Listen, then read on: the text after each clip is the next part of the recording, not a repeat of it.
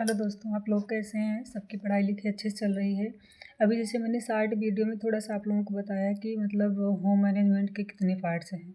8 part दिए गए हैं।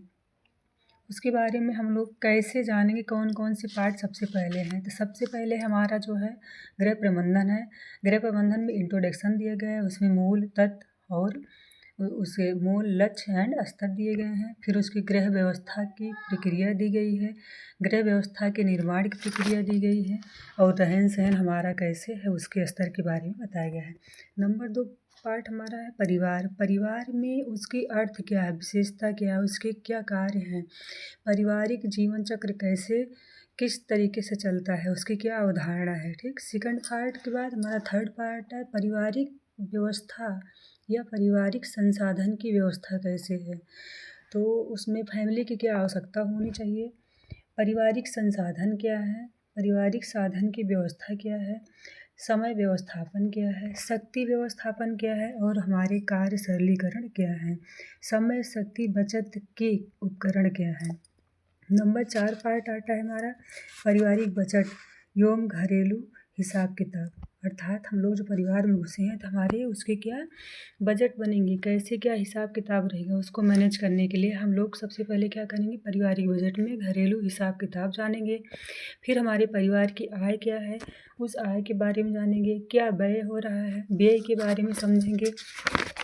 उसके बाद में बचत एवं विनियोगन क्या है, हमारा बचत एवं विनियोगन के 2 भाग दिए गए हैं, पहला और दूसरा। ठीक, पहले बचत में है पारिवारिक आवश्यकता महत्व निर्धारित करने वाले कारक हमारे कौन कौन से हो सकते हैं, उसमें अर्थात लाभ हानि क्या प्रारूप है हमारे। और बचत विनियोगन के सेकंड पार्ट में क्या है, बैंक परिभाषा, बैंक खाता या फिर लाभ खातों के प्रकार, इन सब बारे में बताया गया है। पांचवा भाग हमारा क्या, उपभोक्ता का अर्थशास्त्र। उपभोक्ता मतलब बाजार एवं इसका वर्गीकरण। फिर फुटकर बाजार एवं थोक बाजार क्या होता है, विभागीय व्यवहार भंडार क्या होता है, उपयोगिता की धारणा एवं सीमांत उपयोगिता क्या है, शक्ति उपयोगिता का हास्य नियम क्या है, सम सीमांत उपयोगिता नियम अथवा प्रतिस्थापन का नियम क्या है। ठीक, उसके बाद में छठे भाग में आएंगे उपभोक्ता का संरक्षण। उसमें उपभोक्ता हमारे जो है उनका संरक्षण कैसे करना है। तो उपभोक्ता की समस्या एवं उनका संसाधन, सबसे पहले उनकी क्या समस्या है, फिर उनके क्या संसाधन है उनके बारे में जानेंगे। फिर उपभोक्ता का शिक्षा क्या है, उपभोक्ता का संरक्षण क्या है। ठीक, 7वां नंबर है हमारा मकान का आयोजन। अर्थात हम जब परिवार में रह रहे हैं तो उसमें हमारी क्या उपयोगिता है, क्या संरक्षण है। उसके बाद में परिवार का आयोजन कैसे करेंगे हम लोग, तो आवासीय आवश्यकता एवं परिचय क्या है हमारा, गृह निर्माण की योजना क्या है, गृह निर्माण योजना के सिद्धांत क्या है, भवन निर्माण सामग्री क्या है, निजी निर्मित किराए पर उपलब्ध एवं बना बनाया खरीदा हुआ मकान क्या है, विभिन्न क्रियाओं हेतु कमरों की आयोजना क्या है, रसोई घर क्या है, रसोई घर के बर्तन क्या हैं, घर की सफाई एवं सुरक्षा क्या है। और 8वां भाग हमारा है आंतरिक गृह सज्जा। अर्थात हम अपने घर की साज सज्जा को कैसे रखेंगे। तो गृह सज्जा का अर्थ हम उद्देश्य हमारा क्या हो सकता है, कला के तत्व क्या हो सकते हैं, कला के सिद्धांत क्या हो सकते हैं, गृह सज्जा में रंगों की व्यवस्था क्या हो सकती है, डिजाइन और रचना और बनावटी या सजावटी उसकी क्या हो सकती है, और प्रकाश की व्यवस्था अर्थात लाइट की क्या व्यवस्था हो सकती है, फर्नीचर की व्यवस्था कैसे कर सकते हैं, गृह सज्जा में उपसाधनाओं की व्यवस्था कैसे कर सकते हैं, पुष्प सज्जा की व्यवस्था कैसे कर सकते हैं।